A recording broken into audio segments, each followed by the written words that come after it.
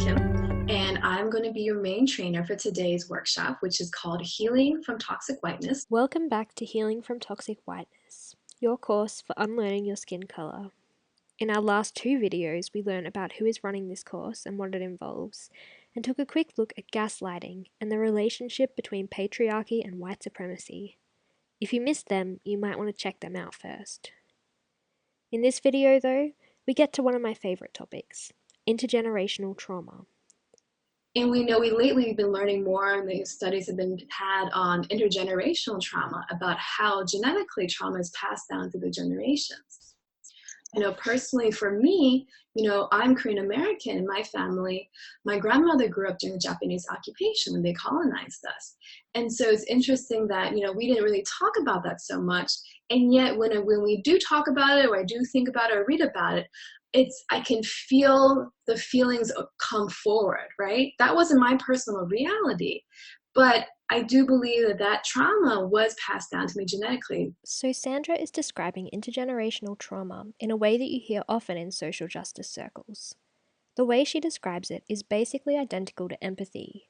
She talks about trauma her ancestors went through when Korea was colonized, and says that these feelings come up in her when she thinks about it, despite it not being her own experience. This is something we all experience to some extent or another when we think about the suffering of others, especially if we identify with those who are suffering. But to those who believe in this form of intergenerational trauma, empathy is not enough of an explanation. Instead, they believe that these emotions are the result of some genetic legacy of that suffering. Social justice warriors speak of post-traumatic slave syndrome, a form of post-traumatic stress syndrome that affects Black people whose ancestors were slaves.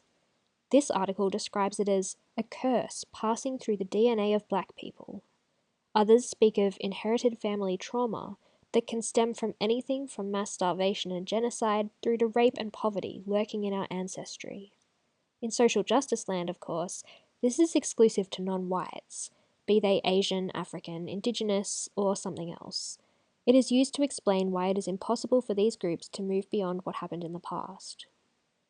It doesn't take an expert to realize the absurdity of this just on the face of it. There isn't a single person alive who has a genealogy free from trauma, stress, or suffering. If this history created post-traumatic stress in us, hundreds or even thousands of years later, every person on the planet would be suffering in this way. Because of the way this is cloaked in scientific language, alluding to studies and experts, I wanted to look briefly at where this concept of intergenerational trauma comes from.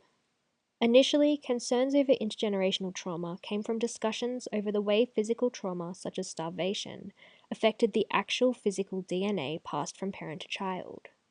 This was not through some vague, spiritual transfer of feelings, of course, but through the physical consequences of long-term malnourishment and stress, especially when these physical effects were experienced during pregnancy. There were concerns that severe and ongoing stress during pregnancy could lead to increased cortisol levels in the child, making them susceptible to anxiety and depression. The concept of intergenerational trauma became important to scholars of the Holocaust, who were concerned with the way people would recover from the atrocities they experienced and how their offspring would fare. Although many people speculated on the kinds of issues that may result, studies did not prove the phenomenon. In fact, this study, published in November 2015, tracked people whose fathers were victims of war-related trauma and captivity. That is, war veterans and ex-prisoners of war. Of these people, one group were the grandchildren of Holocaust survivors. The second group were people whose grandparents were not Holocaust survivors. The hypothesis was that third-generation Holocaust survivors would experience much higher levels of post-traumatic stress symptoms and other anxiety and depressive disorders. The study actually found that the group whose grandparents were Holocaust survivors reported lower anxiety sensitivity and lower levels of post-traumatic stress symptoms than those whose grandparents were not Holocaust survivors. This was the opposite of the hypothesis set out for the study. They report that these results extend the previous literature, which indicated that there is no evidence of intergenerational trauma to the third generation in terms of psychological functioning and attachment patterns. This study is backed up by others.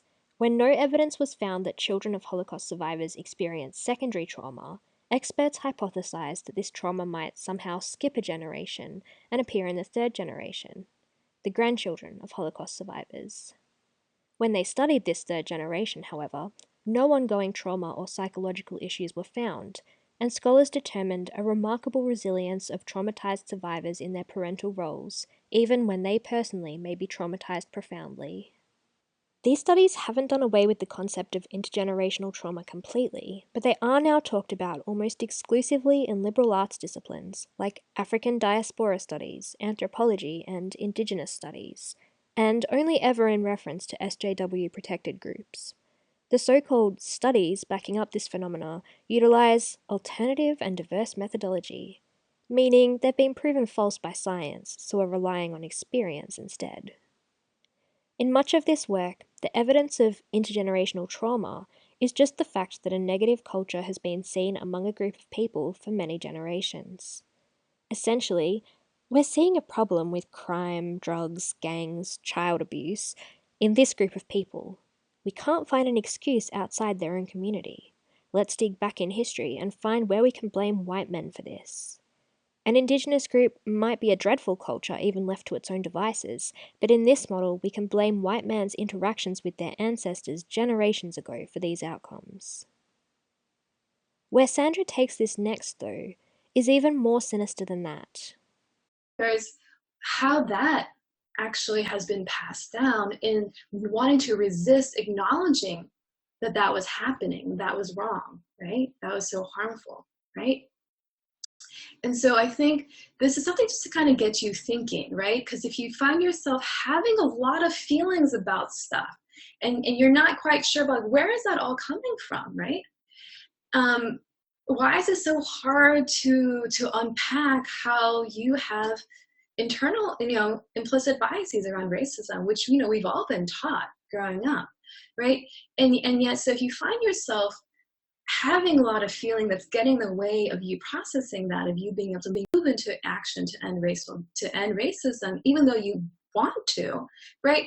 So I want you to consider that there's a reason why that's happening, right? And we're going to talk more about what those reasons are, but like that there's a reason why that's happening. And you're not right or wrong for that to be happening. It just is what's coming up, right? And it may not be your own trauma, it may be intergenerational trauma from the past, okay? Sandra has taken the concept of intergenerational trauma, already a ridiculous idea in the way she's using it, and has extended it considerably. What she is now talking about is the genetic transfer of ancestral sins. She describes how ancestors' racism or violence has been passed down to us in our DNA. She then explains that if you have feelings of resistance to being told how racist you are, it's because of this ancestral racism, which she interchangeably calls a form of intergenerational trauma. This is disturbing and pseudoscientific, new form of original sin. So that's the everyday feminism version of intergenerational trauma.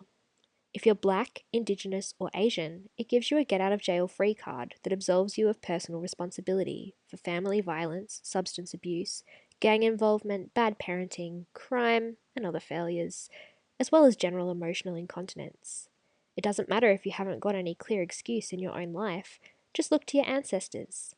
It doesn't matter if you have to go back 1,000 years or more, it's in your DNA all the same. Unfortunately, if you're a white person, intergenerational trauma is what makes it hard for you to accept that you're a racist and confront your own biases. Any disbelief or resistance you have to social justice proves that racism and violence are in your genes. And it's all totally scientific. And if you question it, you just don't care about the people who have been through trauma. Hopefully now you understand.